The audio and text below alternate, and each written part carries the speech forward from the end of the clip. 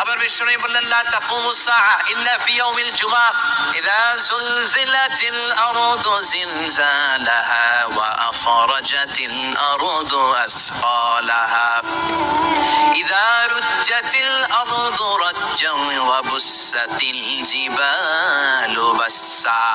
কিয়ামতের দিন পৃথিবীটাকে একটা প্রকম্পন দিয়ে কাঁপিয়ে দিবে কে? মারাত্মক একটা ঝাঁকুনি দিবে আল্লাহ, পুরো পৃথিবীটা কেঁপে ভেঙে চুরে খান খান হয়ে যাবে। এই ঝাঁকুনি আর আর্থকুয়েক, ভূমিকম্প এর ঘটনাটা যেদিন ঘটবে ওই দিনটাও হচ্ছে জুমার দিন। চিৎকার করে পড়েন সুবহানাল্লাহ। তার মানে আদম সৃষ্টি হলো জুমার দিনে, দুনিয়ায় নামিয়ে দেওয়া হলো জুমার দিনে, তওবা কবুল করে নেওয়া হলো জুমার দিনে, রূহ কবজ করা হলো জুমার দিনে, আবার কিয়ামত সংগঠিত হবে জুমার দিনে। পড়েন সুবহানাল্লাহ। আবার বিশ্বনবী বললেন আর রমাদান ইলা রমাদান, এক রমজান থেকে আরেক রমজানের মাঝখানে যত গুনাহ হয় মাফ করে কে? তারপরে বিশ্বনবী বললেন আল উমরাতু ইলাল উমরা, কেউ যদি একবার উমরা করে পরে আবার করলে দুই উমরার মাঝখানে গুনাহগুলো মাফ করে দেয় কে? আবার বিশ্বনবী বললেন আল জুমআতু ইলাল জুমআ কাফফারাতুন লিমা বাইনাহুমা, এক জুমার পর থেকে সামনের জুমা আসা পর্যন্ত যে সগীরা গুনাহগুলো হয় সবগুলো সগীরা গুনাহ মাফ করে দেয় কে? রজব শাবানে বরকতে দাও, রমজান মাসে গুনাহ ঝড়াও, সপ্তাহ জুড়ে তুমি বরকতে দাও, জুমার দিনেতে গুনাহ ঝড়াও, রজব শাবানে বরকতে দাও, রমজান মাসে গুনাহ ঝড়াও। ঠিক কি না? তার মানে জুমার দিন গুনাহ মাফের দিন। সারা সপ্তাহে ভুল ত্রুটি অন্যায় যা করলাম জুমার নামাজের বদৌলতে সব গুনাহ মাফ করে দেয় কে? এই দামি দিনটাকে আল্লাহ ইহুদিদের দিতে চেয়েছিলেন, পায় নাই। আলহামদুলিল্লাহ কবেন না? আলহামদুলিল্লাহ। ইখতিলাফু, তারা ইখতিলাফ করে হারাইছে এটা। এই দামি দিনটা রব্বুল আলামিন নাসারাদেরকে দিতে চেয়েছিলেন, ফাখতালাফু, ওরাও ইখতিলাফ করে হারাইছে। এজন্য ইখতিলাফ ভালো জিনিস না খারাপ জিনিস? মারামারি ভালো জিনিস না খারাপ জিনিস? আর ঐক্য করা ভালো জিনিস না খারাপ জিনিস? ঐক্য করতে রাজি আছেন? ইহুদিদেরকে আল্লাহ দিতে চাইলেন, ইখতিলাফ করে হারাইছে। নাসারারাও হারাইছে। ফাজা আল্লাহু বিনা ফাহাদানা বিহাদা দ্বীন, রব্বুল আলামিন এই দিনটা আমাদেরকে দিলেন, আমরা ইখতিলাফ করি নাই, বিশ্বনবীর হাতে হাত রেখে ঐক্য করে ঘোষণা দিয়েছি জুমার দিন আমাদের সাপ্তাহিক দিন। সুবহানাল্লাহ। বিশ্বনবী বলেন ফাগাদান লিল ইয়াহুদ, সাপ্তাহিক আনন্দের দিন ইহুদিদের জন্য হচ্ছে শনিবার, ইয়াউমুস সাbt, ওয়া বা'দা গাদ লিন নাসারা, আর খ্রিস্টানদের জন্য হচ্ছে রবিবার, আর আমাদের জন্য হচ্ছে শুক্রবার। চিল্লায় পড়েন আল্লাহু আকবার। তার মানে জুমার দিন, জুমাবারের মর্যাদা বেশি না কম? চিল্লায় বলেন বেশি না কম? জুমার দিন সকালবেলা ফজরের নামাজের পর থেকে ফেরেশতারা যতগুলো মসজিদে জুমা অনুষ্ঠিত হয় ওই মসজিদে ঢোকার প্রতিটা দরজার মধ্যে দাঁড়িয়ে থাকে।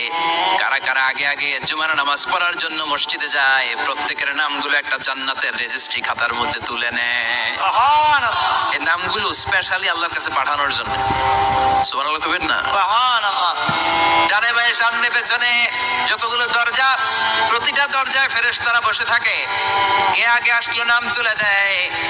তুলতে তুলতে তুলতে তুলতে খতিব সাহেব যখন খুতবা দেওয়ার জন্য মিম্বারে যেয়ে বসে যায়, ফেরেশতারা তাদের খাতা বন্ধ করে তারাও খতিব সাহেবের সামনে জুমার খুতবা শোনার জন্য বসে যায়। পড়েন সুবহানাল্লাহ।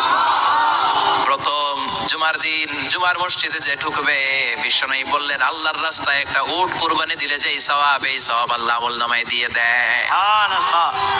দ্বিতীয় পর্যায়ে যে ঢুকে, বিশ্বনবী বললেন বাকারা, গরু কুরবানির সওয়াব পায়। তিন নম্বরে যে ঢুকবে, বিশ্বনবী বললেন কাবশা, হাদিসের ভাষায় এসেছে আল কাবাস, কাবাস মানে হলো বকরি, বকরি কুরবানির সওয়াব। চার নম্বরে যে ঢুকবে তার হচ্ছে দাজাজা, দাজাজা মানে মুরগি। পাঁচ নম্বরে যে ঢুকবে, বিশ্বনবী বললেন বাইদা, নোয়াখালীরা কয় বয়দা, আমরা কই আন্ডা, কুমিল্লায় কই ডিম। আছে না নাই? আছে। এক দেশের কত ভাষা, এক দেশের গালি আরেক দেশের বলি। আমরা বলি ছেলে, কুষ্টিয়ায় বলে পুত্র, আরেক জায়গায় গেলে বলে ভূত, আরেক জায়গায় গেলে বলে ফোয়া। আছে না নাই? আছে। এক এলাকায় বলে বেটা ছেলে, ছেলেদেরকে বেটা ছেলে। মরদ ফোয়া, মরদ ফোয়া হইতে না, মরদ ফোয়া হবে। আহা, কি ভাষার বৈশিষ্ট্য!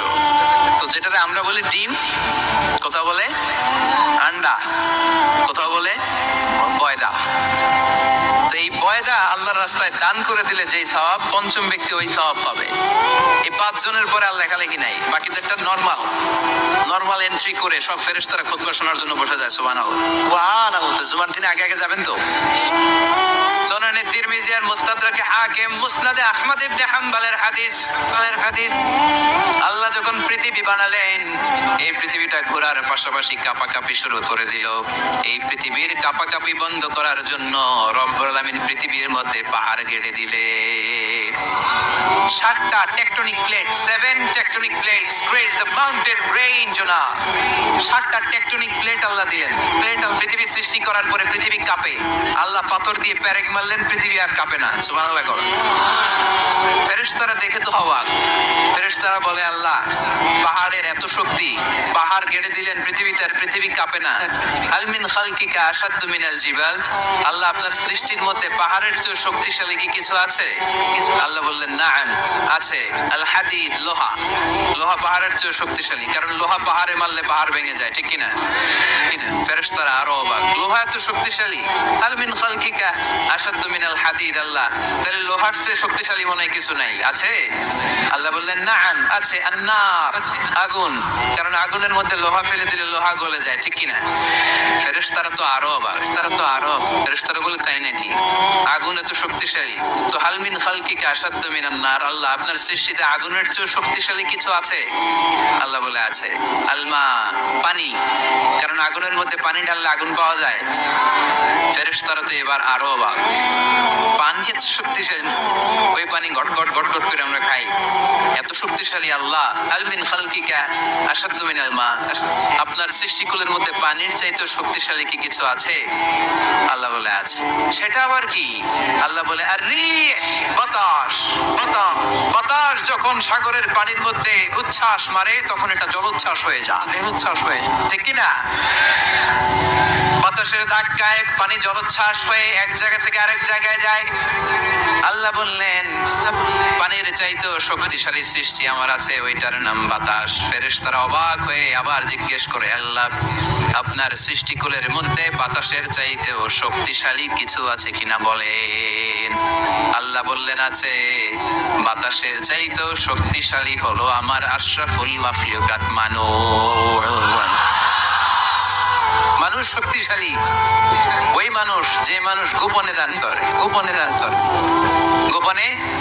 আল্লাকা সিররুন ইনদাল্লাহ বাইনাকা আনতা ওয়া বাইনাল্লাহ।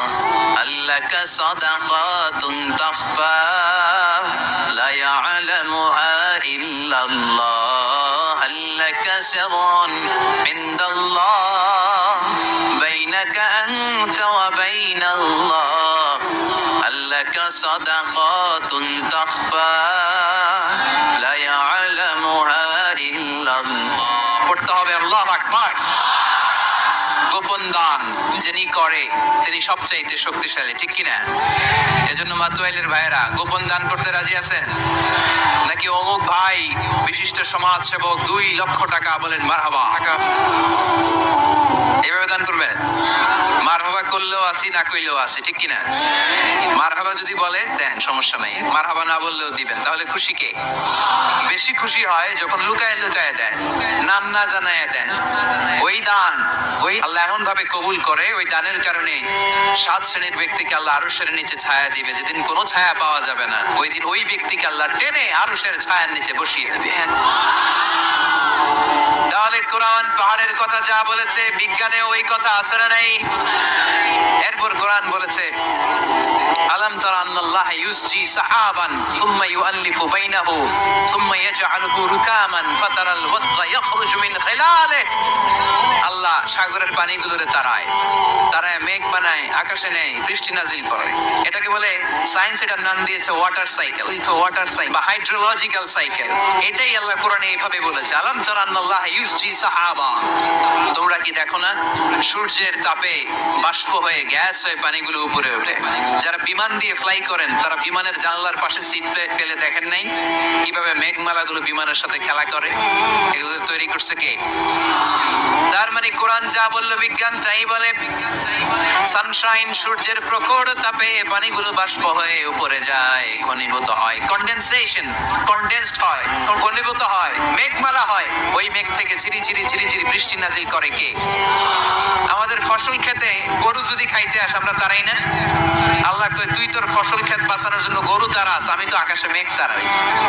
তোর এখান থেকে যে ফসল আসে এখানে ফসল উৎপাদনের জন্য পরিশ্রম তুই একা করস নাই, আমারও পরিশ্রম আছে। তুই দুনিয়ার জমিনে ছাগল তাড়িয়ে দিস, মেঘ তাড়িয়ে দিস, আমি আল্লাহর আদেশে আকাশের মেঘগুলো আমি তাড়িয়ে তোর ক্ষেতের উপরে, ফসল ক্ষেতের উপরে নিয়ে বৃষ্টি নাজিল করে আমি সবুজ শ্যামল ফসল ক্ষেত দিয়েছি। তার মানে সায়েন্স যা বলেছে আর বিজ্ঞান যা বলেছে মিল আছে না নাই? আকাশে মেঘমালা দেখলে বিষ্ণু ইসা ইসলাম ভয় পেয়ে যেতেন, দোয়া পড়তেন আল্লাহুম্মা সাইয়িবান নাফিআ, আল্লাহ উপকারী বৃষ্টি দেয়। বৃষ্টি দেখলে, মেঘ দেখলে আল্লাহ রাসূল পেরেশান, একবার ঘরের ভিতরে আরেকবার বাইরে, একবার ভিতরে আরেকবার বাইরে। আম্মা জান বলতেন ইয়া রাসূলুল্লাহ আকাশে মেঘ দেখলে আপনি পেরেশান হন কেন? আল্লাহ রাসূল কেঁদে কেঁদে বলতেন আয়েশা আমি জানি না এই বৃষ্টি আর তুফান থেকে মদিনায় সজীব শ্যামল ঘাস লতা পাতা জন্মাবে নাকি এর মধ্যে থেকে বজ্রপাত এসে আমাদের পাপের কারণে আল্লাহ মদিনাটারে জ্বালিয়ে দিবে, আমি জানি না। আমরাও যে আকাশে মেঘমালা দেখি আমরা কি জানি এটা কি রহমতের মেঘ না আযাবের মেঘ? জানি আমরা। তারপরও বৃষ্টি আসলে আমাদের গান আছে না নাই? বৃষ্টি আসলে দেখবেন গান লাগাই দেয়, বৃষ্টি পরে টাপুর টুপুর, ওই পায়ে দিয়ে শোনার নবে সব মুখস্থ, এগুলো করা যাবে না। বৃষ্টি দেখলে দোয়া পড়তে হবে আল্লাহুম্মা সাইয়িবান নাফিআ, আল্লাহুম্মা আসকিনা গাইসান।